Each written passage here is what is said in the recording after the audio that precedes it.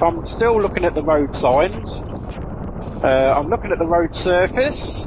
I'm looking at the hazards, as in, you know, approaching junctions and oncoming vehicles. So I'm looking at all these things, and that's making me more in control of my ride. So that's the information and the planning. But obviously, it isn't all about that. It's about our understanding of our motorbike.